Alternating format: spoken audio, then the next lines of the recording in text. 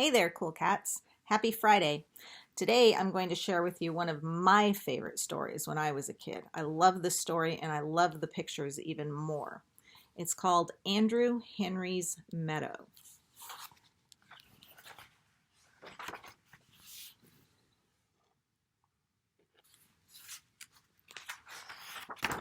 Until that spring, Andrew Henry Thatcher lived with his family in the town of Stubbsville.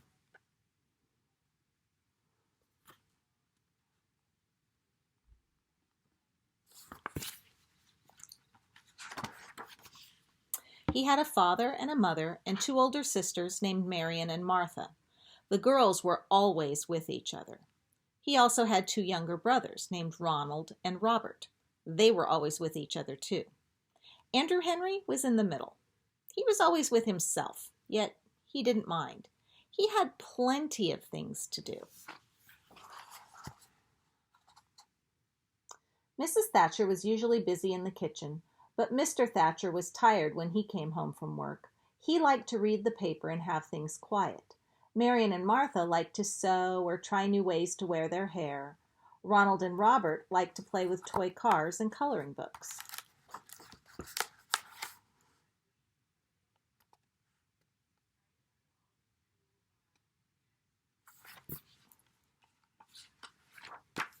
But Andrew Henry liked to build things.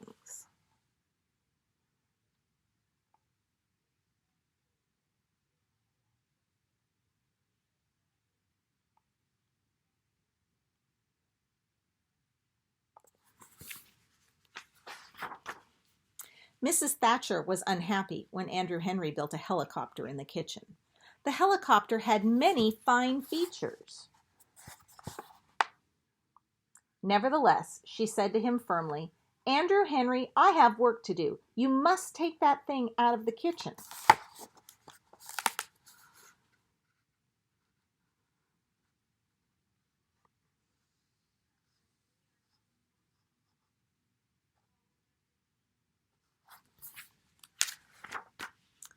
Then Andrew Henry built an eagle's cage in the living room, and Mr. Thatcher was annoyed. It was a fine eagle's cage. An eagle would have liked it, but Mr. Thatcher didn't. He told Andrew Henry to go outside and take the eagle cage with him.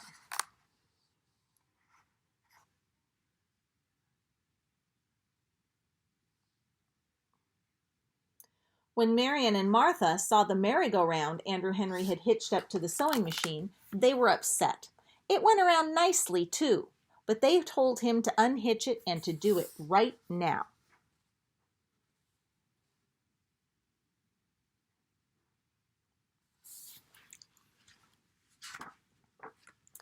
Robert and Ronald didn't even like the system of pulleys Andrew Henry rigged up in their room, although it could close the door, fetch the crayon box, and lift the table 1.5 feet off the floor. They cried, "You're always spoiling our fun, Andrew Henry. Leave us alone."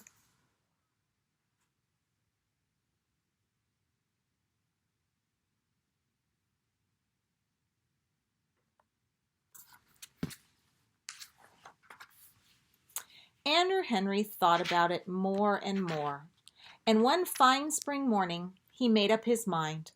Quietly he gathered together his tools. He packed his hammer and his saw, his pocket knife and pliers, a big sack of nails, some bolts, nuts, and wire, and even a few lengths of stovepipe. "I'll build a house for myself," he said to himself, and he went out the back door and down the path. He knew where he was going.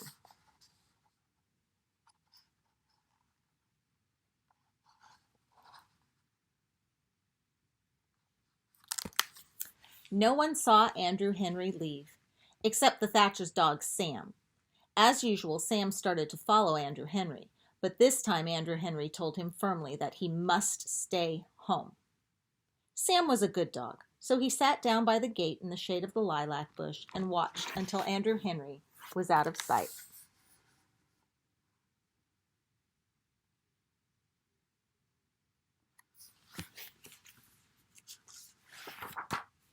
Andrew Henry walked kitty-corner through Burdock's pasture and climbed over Blackbriar Hill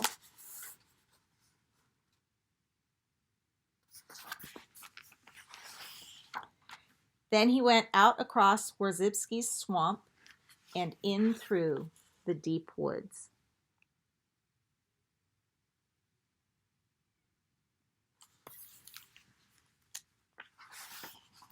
Finally, he came to a meadow. A stream wandered through the meadow, sparkling in the sunlight. On one side was a tall fir tree, straight and strong.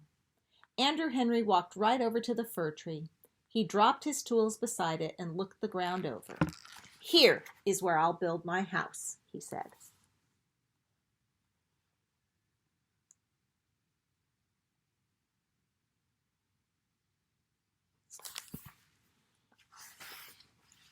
He set to work, and before long the house was finished.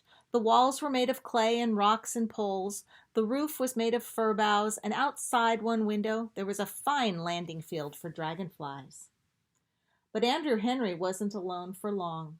Soon Alice Burdock stepped out of the deep woods. She had her bird things with her. Mr. Burdock, who was a farmer, didn't care for birds. They ate his cherries and scratched up his corn and nested in his barn.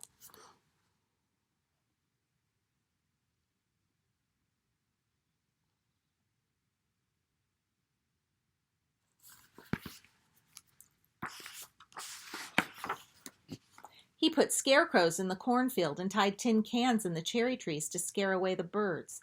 He even kept 4 cats in the barn to discourage the swallows from nesting there. But Alice liked birds. She had brought along what she could. "Andrew Henry, will you build me a house too?" she asked. "Sure thing," Andrew Henry said. It was a nice house, especially for a person who likes birds.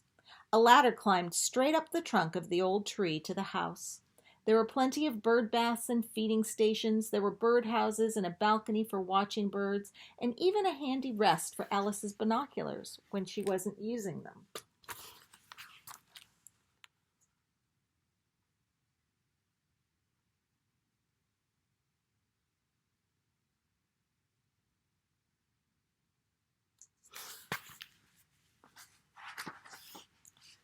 Next out of the deep woods came George Turner. He had most of his boats, all of his fishing poles, and his biggest paddle wheel. Mrs. Turner didn't like him to use these things in the bathtub. George wanted Andrew Henry to build him a house too. "Sure thing," said Andrew Henry. First they built a bridge over the creek. Then they built the house on the bridge so that George could be near the water. The house had docks for the boats and built-in fishing poles. The paddle wheel worked a fan to keep George cool. It was surprising how much power that paddle wheel had.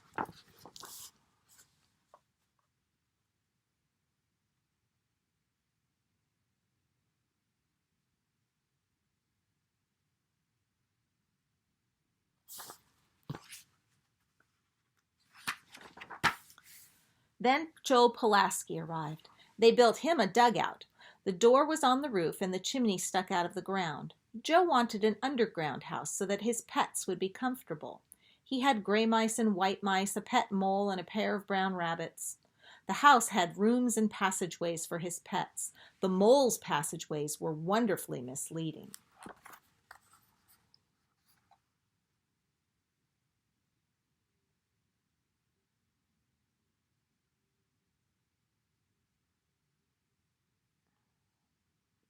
Jane O'Malley and Margaret Laporte showed up next. Andrew Henry built Jane a house that looked like a castle with turrets. They dug a ditch around it, which filled up with water from the creek. The ditch made a useful moat, especially when the drawbridge was up. Jane had her dress-up clothes with her. She hoped her mother wouldn't miss them too much.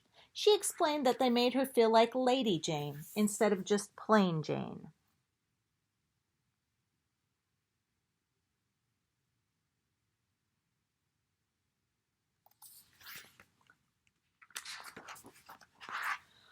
Margaret's house was tall in the middle like a teepee, but it had a long, low entrance like an igloo. She needed privacy for her music.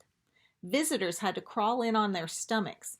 They also had to give 3 toots on the horn she had hung beside the door. Sometimes Margaret didn't answer because she couldn't always hear the horn when she was practicing.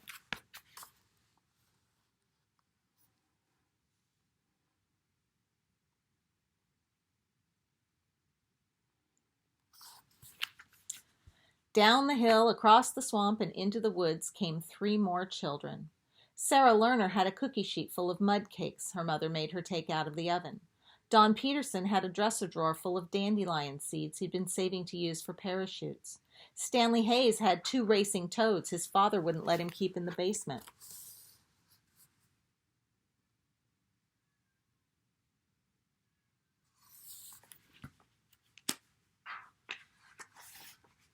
Soon 9 houses stood in the meadow. It looked like a small village.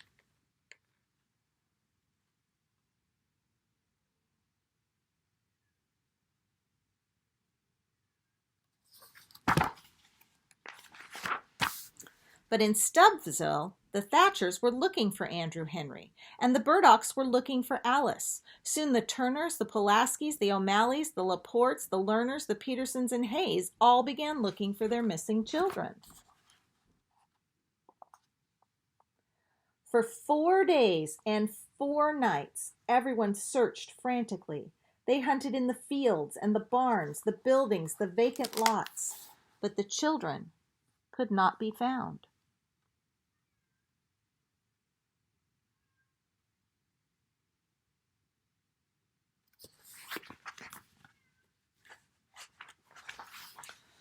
The only one who wasn't searching was the Thatcher's dog, Sam. He sat quietly under the lilac bush by the gate. Sam was a good dog, but he was very lonesome. As he gazed sorrowfully out toward the far corner of Burdock's pasture, the lonesomeness in Sam grew and grew and grew. And finally, it grew too big even for a good dog.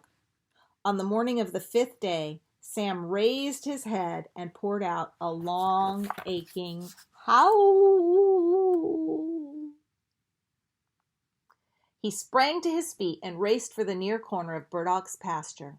The townspeople all heard the howl and saw Sam racing off with his nose to the ground.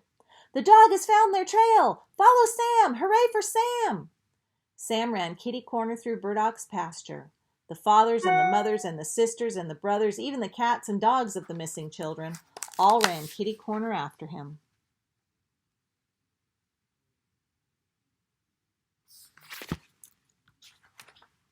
They climbed up over Blackbriar Hill and went across Waziski's swamp and in through the deep woods.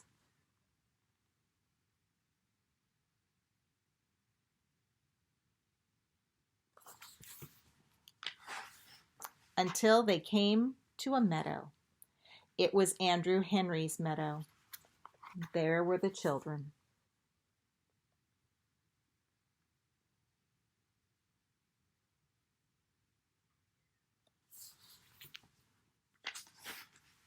What excitement! The 9 children, their parents, and all their sisters and brothers met with shouts of joy. They laughed and hugged each other. The fathers and mothers were too happy to scold or to ask any questions. Their children were safe. Andrew Henry and his friends were happy too. They had been away from home for 4 long days and 4 very long nights. The village in the meadow had been wonderful. They would not forget it, but they missed their mothers and fathers, their sisters and brothers, and their cats and dogs. They were ready to come home.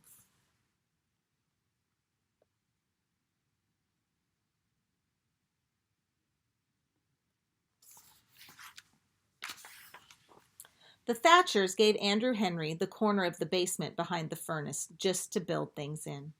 He built a roller coaster for Robert and Ronald's toy cars by using a bucket and parts of an electric fan. He made a hair dryer for Marion and Martha. The pipe filler he made for his father worked the same way a bird feeder does, and he was especially proud of the automatic table setter he made for his mother, although it did take up a lot of room. Andrew Henry was pleased to have such a fine place to work, and his family was always curious to see what Andrew Henry would build next.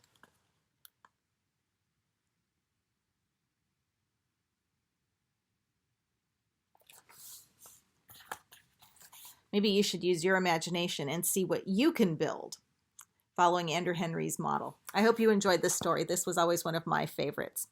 Talk to you later. Hope you have a great day and watch for chapter 3 of Double Fudge later today. Bye.